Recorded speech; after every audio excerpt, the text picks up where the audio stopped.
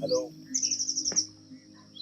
कुठल्याही ऍक्टरच्या आयुष्यात एक मेजर टर्निंग पॉइंट असतो. तसाच माझ्या आयुष्यात होता. तो म्हणजे माझं NSD मध्ये झालेलं सिलेक्शन.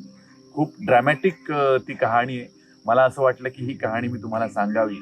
आणि सूर्योदयाची कॉन्सेप्ट अशी आहे की त्या टर्निंग पॉइंटमुळे माझ्या आयुष्यात एक नवीन सुरुवात झाली. सो सूर्योदय इज अबाउट न्यू बिगिनिंग म्हणून.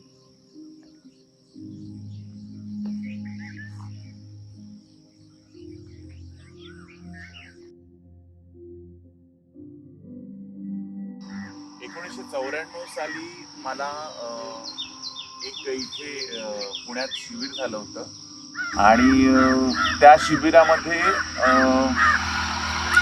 एकूण 84 कॅन्डिडेट्सनी भाग घेतला होता आणि त्यांनी त्या शिबिरामध्ये 81 लोकांना सिलेक्ट केलं होतं आणि फक्त 3 लोकांना सिलेक्ट केलेलं नव्हतं आणि त्या लोकांमध्ये मी एक होतो. इमॅजिन करा, 84 लोकांपैकी 3 लोकांचं सिलेक्शन झालेलं नव्हतं आणि त्या तिघांमधून मी. पण मी हरलो नाही.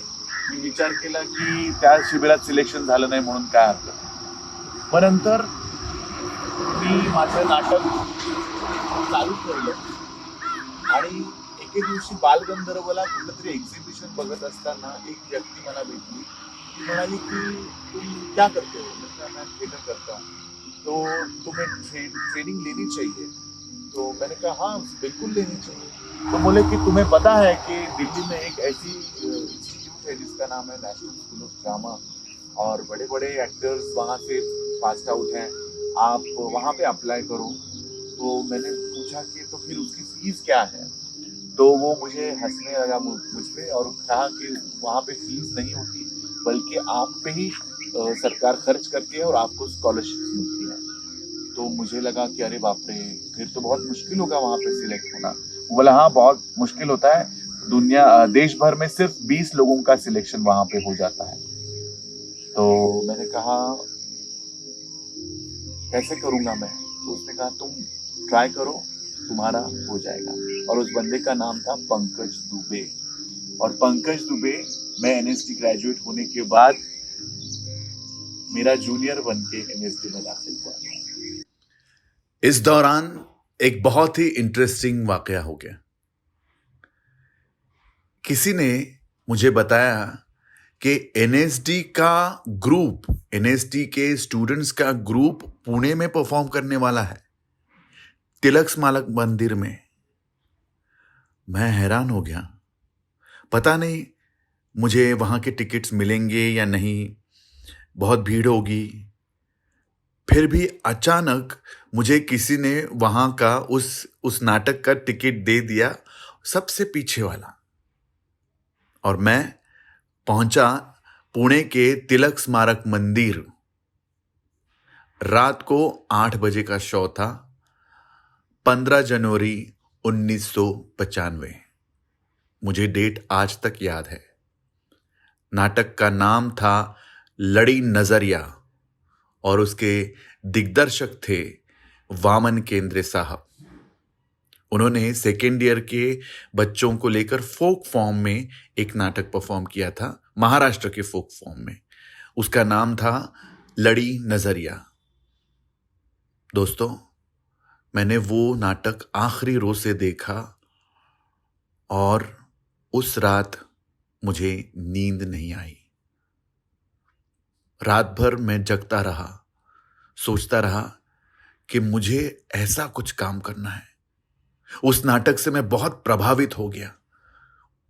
उन एक्टर्स की एनर्जी, वॉइस, कोरियोग्राफी, म्यूजिक, उससे मैं एकदम इम्प्रेस था.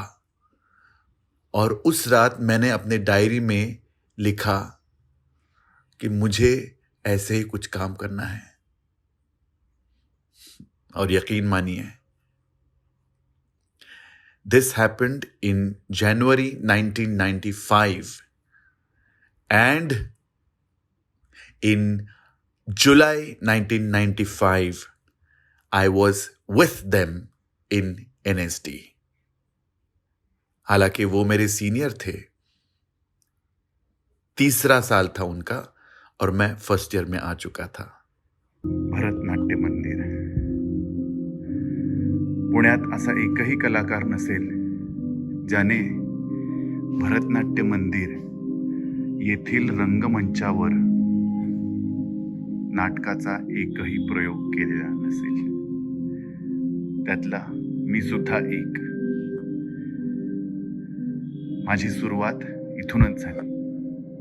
एकांकिका करत करत हा प्रवास सुरू झाला। भरतनाट्य मंदिर या वास्तूमध्ये एक पुस्तकांचा खजिना दडलेला आहे। तिथली लायब्ररी आणि तिथल्या लायब्ररीत मी सुद्धा येत असे। 1994 साली मला कोणीतरी सांगितलं की तिथे नाटकांची खूप भरपूर पुस्तकं आहेत, तिथे तुम्ही अभ्यासाला जाऊ शकता।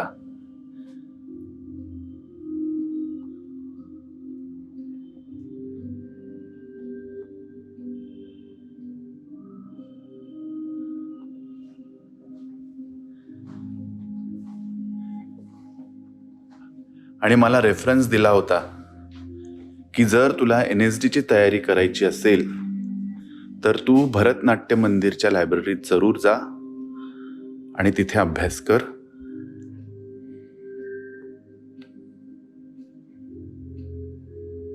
तिथे भरपूर पुस्तकं आहेत आणि खरंच मी इथं आल्यावर आश्चर्यचकित झालो होतो। इतकी दुर्मिळ पुस्तकं या लायब्ररीत आहे।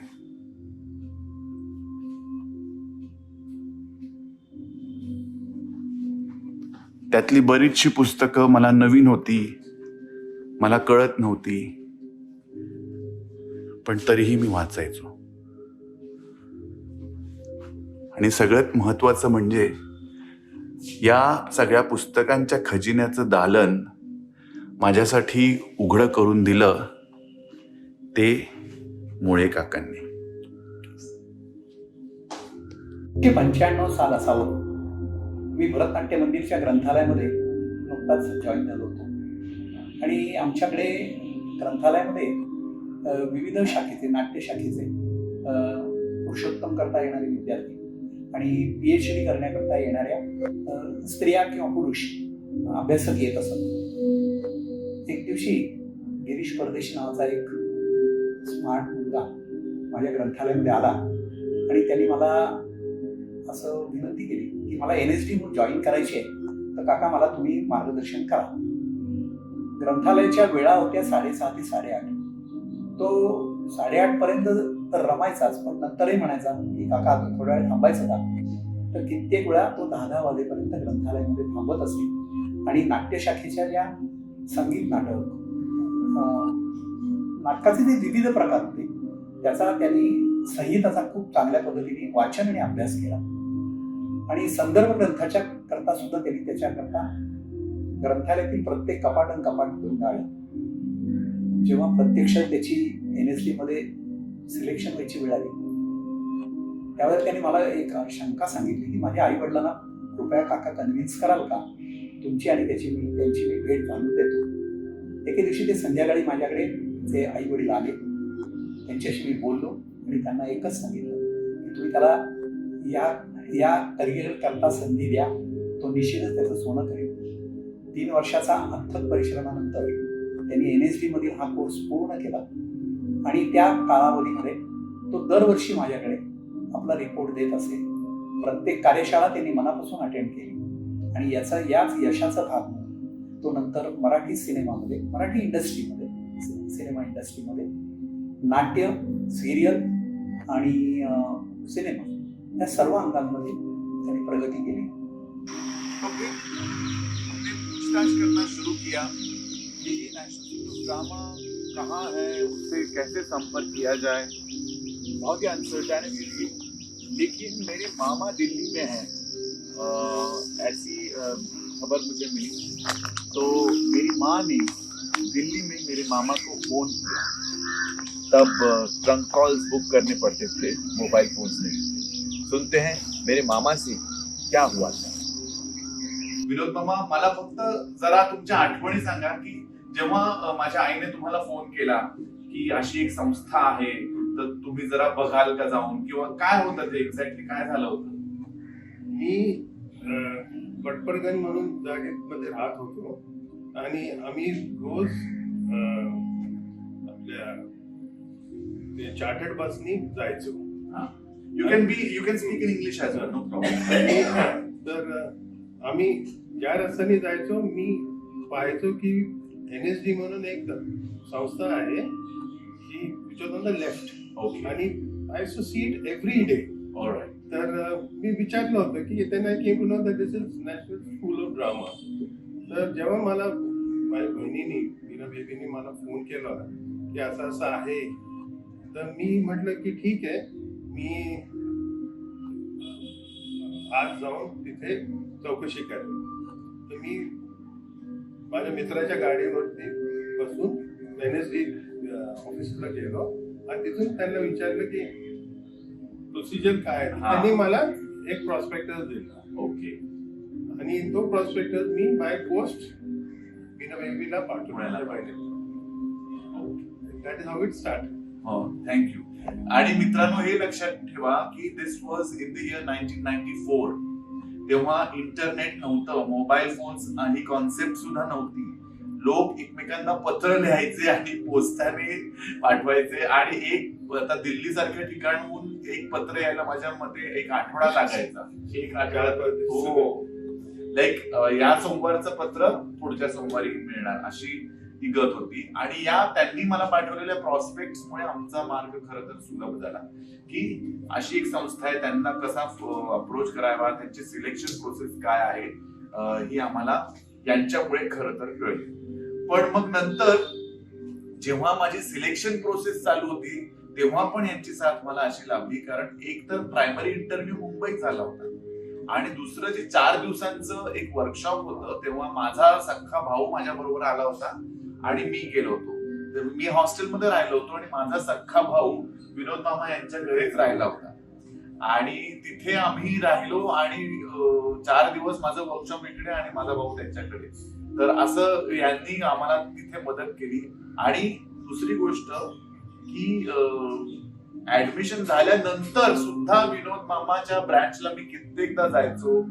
विनोद मामा NSD ला बऱ्याचदा यायचा. विनोद मामा, काही तुमच्या काही आठवणी असतील मला तर प्लीज. नेहमी आठवतं की मी जेव्हा त्याच्या हॉस्टेलमध्ये जायचो तर गिरीश आणि त्याचे मित्र, the way they used to talk to me and be around me and show me the affection and love, I will never forget. तो इस तरह से हमने NSD को खत भेजा और उनका रिप्लाई भी आया, और उन्होंने एक मेरे ख्याल से 29 जून डेट दी थी कि आपका मुंबई में इंटरव्यू रहेगा और आपको 2-3 नाटकों के पीसेस दिए थे, वो परफॉर्म करने पड़ेंगे और आपका खुद का करना पड़ेगा.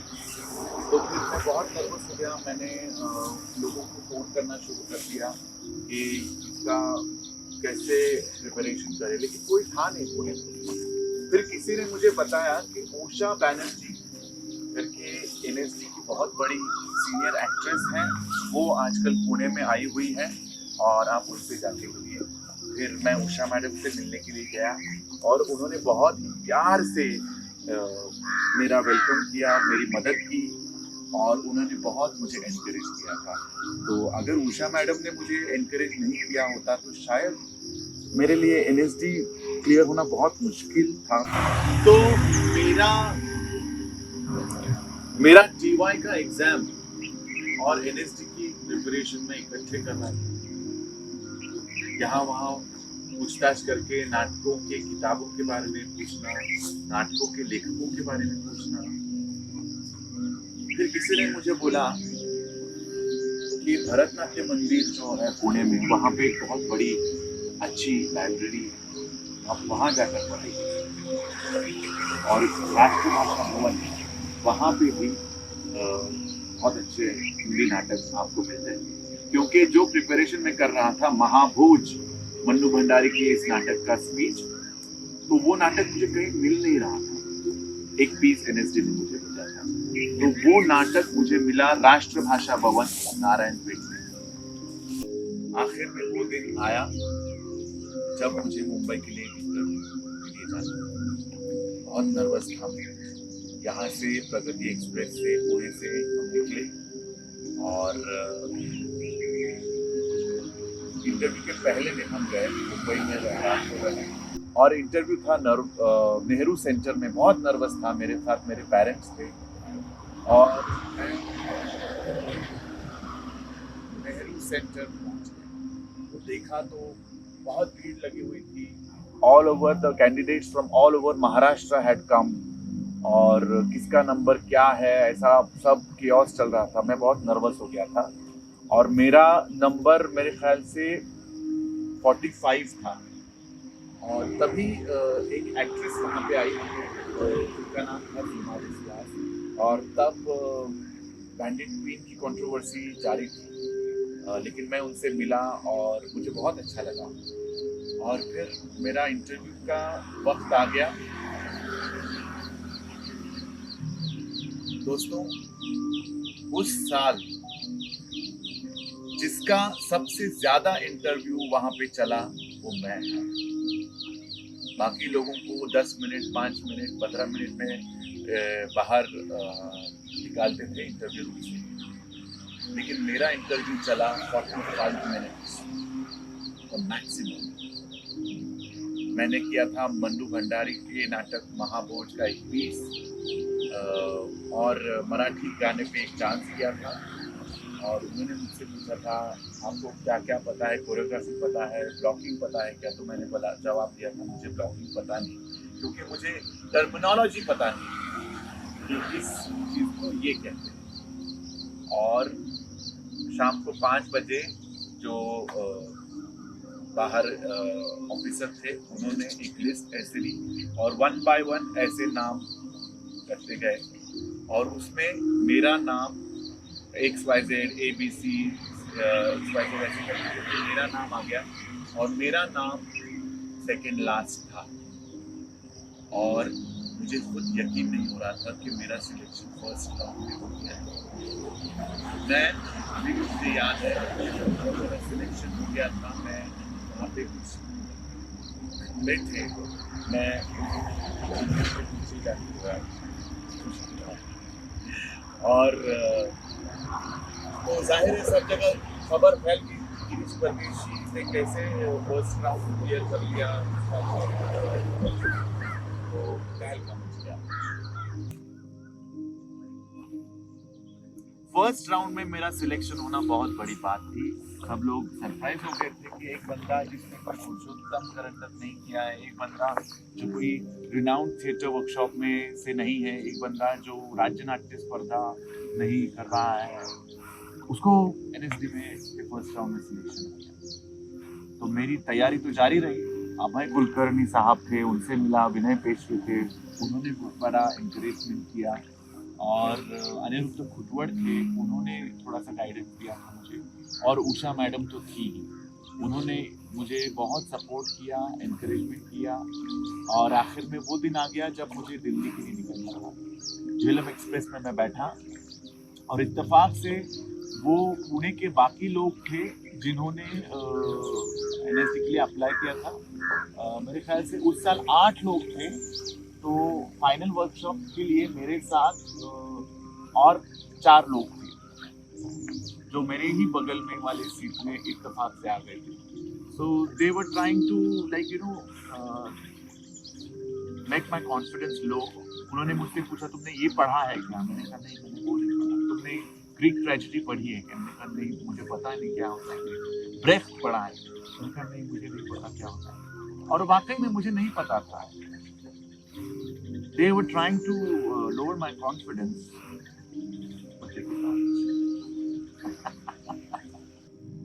तो एनएसडी में 4 दिन का वर्कशॉप होता है, सिलेक्शन वर्कशॉप।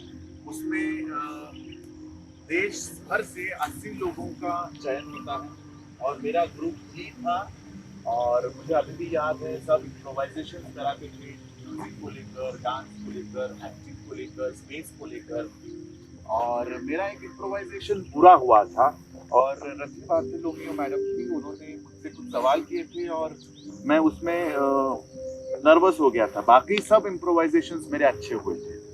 रॉबिन सर थे, रॉबिन दास सर थे, कीर्ति मैडम थी, राम गोपाल बजाज सर थे, सुरेश भारद्वाज सर थे, बहुत ऐसे बड़े बड़े हस्ती जिन्होंने ये वर्कशॉप एनालाइज किया।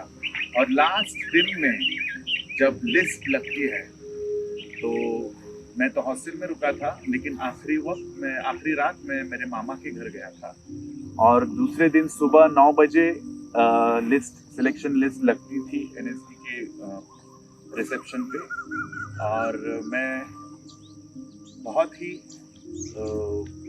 उम्मीद से एनएसडी के रिसेप्शन पे गया और लिस्ट चेक करी तो लिस्ट में मेरा नाम नहीं था। I was not selected।